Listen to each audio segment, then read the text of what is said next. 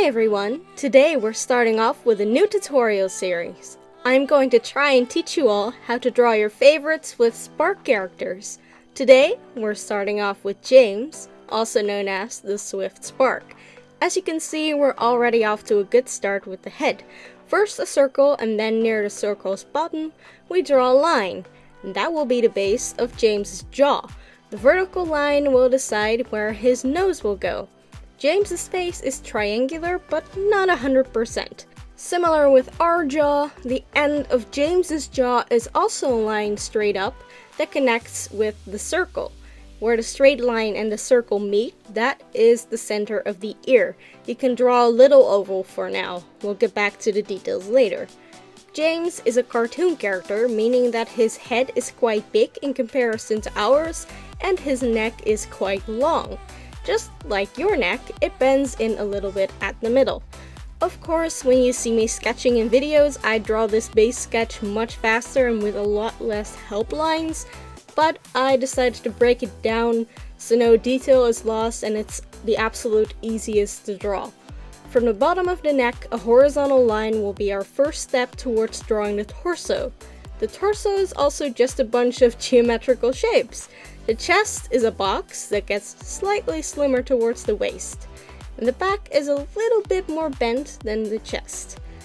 James' crotch is a box with a little triangle at the end, and from there we will connect the legs. But first, we gotta size him down a little because this guy is already taking up all of our canvas.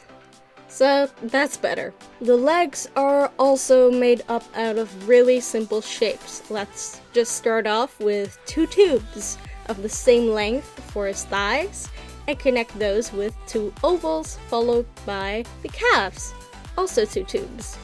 The ovals are of course the knees, and to connect the shoulders and arms properly you gotta repeat that oval shape. And then two more tubes, another oval, and two more tubes, and that's essentially what the arms are. We'll get back to the hands later. Now we're just gonna do the feet first because they are super simple, as you can probably see. Now hands, on the other hand, are always difficult, no matter how good of an artist you are, so I don't really have a lot of advice other than just watch what I'm doing and try to replicate it. No matter how good of an artist you are, they will always be a bit trickier. I personally like to draw James as standing with his hands on his hips. It's a confident pose and James is a confident character, so that's why. And at last we get to James's defining feature, his hair. Let's just start off with a big square with two tufts of hair on the right top edge. And then you just gotta add in triangles, basically. Do keep in mind that the middle triangle is always the longest triangle on the left. His bangs are a straight line with two triangles at the end. It's just triangles all over, basically. And that's it! You've completed the base sketch. Now let's fill in his details. As I said, where the cross meets, we put in his nose. His nose bridge usually isn't visible from this point of view, so you can just draw the eye. We'll be drawing James in costume, but I like to draw the eyebrows to get the expression right. The eyebrows are on the top line and the bottom of his eyes are aligned with the bottom line. As I said, we will be drawing James in costume. The top layer of his costume has a hood. I always draw hoods like this, just two folds of fabric laying on his shoulders, and maybe show the insides of him a little. His gloves are fingered with little cuffs, so make sure to draw both. The edges of the glove are just two little rounded lines on each finger. His elbow and knee pads are just that. They came from a skating set, literally. So nothing fancy there, just two Velcro straps. They're little triangles that disappear into the fold of his suit. It's basically the easiest way to draw a fold. Just a little bubble in between, a little bump in between the two Velcro straps, and that's your fold. And don't forget the layers. James wears a sleeveless top piece over his long-sleeved one-piece suit, so do be sure to draw the armpit holes. And these arms do look a little too long, huh? Let me show you a little trick. Draw a long line, preferably in a different color and of course on a different layer, from shoulder to elbow, and then transform that line and extend it from palm to elbow. Place the line along the character's body starting at the shoulder, and as you can see, the arm does have the proper length as it just reaches past the crotch, but the position is just a bit awkward and makes it look like it's too long. I'll get to fixing that later. Now we have to draw James's belt. The top line should be a little bit below his belly button or right on it. Now, I wonder if you can fill in the other arm by yourself. And then we're going to the final stretch, the legs. The knee pads are similar to the elbow pads with the Velcro straps that go into a triangle and a fold. Speaking of folds, at the top and the bottom, so before and after the Velcro straps, do make sure that his pants poof out a little bit to indicate that the pants are a bit loose and the Velcro straps are tight around them, so they poof out a little bit with the excess fabric. At the bottom, the pants hang loose around James's ankles, just touching the tops of his shoes. I decided to simplify his shoes when making his animated version, so now it's just a stripe to indicate the sole that will do.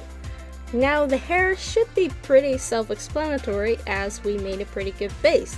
So for the final touches, just follow along.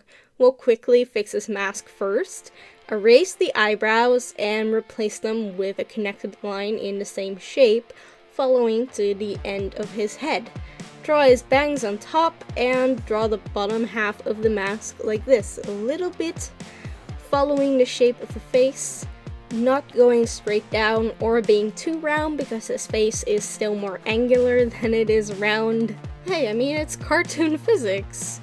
And now all there's left to do to finish the sketch is filling in the hair. Just draw the triangles without the help lines, and that should do it. You've completed James. Since this isn't a drawing technique tutorial, I'll skip over how to do the line art for a bit. There's tons of good tutorials for line art out there though. If you want to see my lining process, you can watch the full speed paint by becoming a channel member. I'll see you here again when you're ready to get coloring. Alright, lines all done? I've pulled up a reference for James that I'll be picking my colors from. I like to color my characters with references so that their colors are always the same, or on model, as you say. But you don't have to do that, of course. I'll go over the colors that you should be using quickly. James's hair is red, but also a bit orange-ish. And the skin, of course, is a nice peach. The top layer of his suit is the brightest shade of red, and the bottom half and the hood are somewhat darker.